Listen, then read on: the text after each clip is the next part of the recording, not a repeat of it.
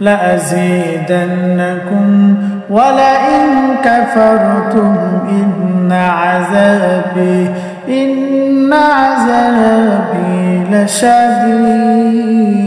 لشديد আমার আল্লাহ তাআলা বলেন যারা আমার নিয়ামতের শুকরিয়া আদায় করবে আমি তার নিয়ামতকে বাড়িয়ে দিব আর আমার নিয়ামত পেয়ে যে নিয়ামতের শুকরিয়া আদায় করবে না আমি তার নিয়ামতকে ছিনিয়ে দেব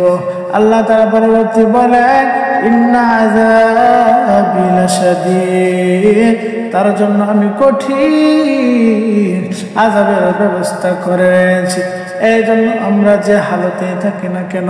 যে অবস্থায় থাকি না কেন সর্বদাই আমাদেরকে আল্লাহ তাআলার শুকরিয়া আদায় করতে হবে আল্লাহ তাআলার শুকরিয়া আদায় করলে কি হবে একটা ঘটনা বললে আপনারা বুঝতে পারবেন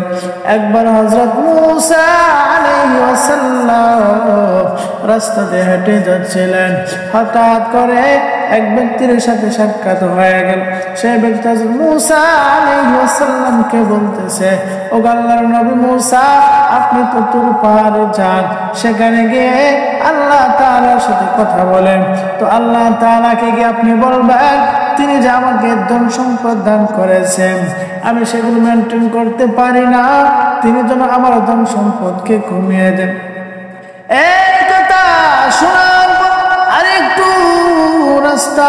যাওয়ার পর আরেক ব্যক্তির সাথে সাক্ষাৎ হয়ে গেল সেই ব্যক্তি হযরত মূসা আলাইহিস সালামকে ডাক দিয়ে বলতেছে ও আল্লাহর নবী মূসা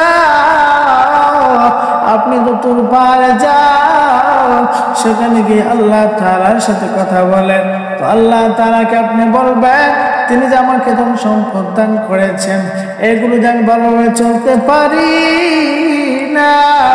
আমার কষ্ট হয়ে যায় তো আল্লাহ তাআলাকে আপনি বলবেন তিনি যেন আমার ধন সম্পদকে বাড়িয়ে দেন এই দুই ব্যক্তির কথা শোনার পর হযরত মূসা আলাইহিস সালাম তুর পাহাড়ে গেলেন আল্লাহ তাআলার সাথে সাক্ষাৎ করলেন এবং আল্লাহ তাআলার সাথে কথা বললেন এবং আল্লাহ তাআলাকে বললেন ওদের মালিক আল্লাহ রাস্তা দিয়ে হাঁটা চলে রাস্তা দিয়ে আসার সময় দুই ব্যক্তি দুই রকম কথা বলল এক ব্যক্তি বলল আপনি তাকে যে ধন সম্পদ দান করেছেন সে নাকি সেগুলো মেনটেন করতে পারে না আপনি তার ধন সম্পদকে কমিয়ে দিতেন আর এক ব্যক্তি বলল আপনি যে তাকে ধন সম্পদ দিয়েছে সেগুলো দিয়ে সে ভালোভাবে চলতে পারে না ভালো কিছু খাইতে পারে না সে তার জীবন চলার জন্য কষ্ট হয়ে যায় আপনি তার ধন সম্পদকে বাড়িয়ে দিতেন তখন আমাদের মালিক আল্লাহ তাআলা বললেন ওগো মূসা তুমি গিয়ে দুই ব্যক্তিকে বলবা প্রথম ব্যক্তিকে গিয়ে বলবা আয়েশা যাকে ধন সম্পদ দিয়েছি সে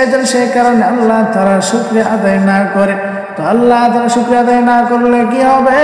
আমার আল্লাহ তাআলা বলেন আমার শুকরিয়া আদায় না করলে তার ধন সম্পদ এমনি এমনি কমে যাবে আর দ্বিতীয় ব্যক্তিকে গিয়ে বলবে তাকে যে আমি ধন সম্পদ দান করেছি সেই ধন সম্পদ পাওয়ার পরে যেন আল্লাহ তাআলার শুকরিয়া আদায় করে সেই ধন সম্পদে যেন খুশি থাকে সেজন্য আল্লাহ তাআলার বেশি বেশি শুকরিয়া আদায় করে তো আল্লাহ তাআলা শুকরিয়া আদায় করলে কি হবে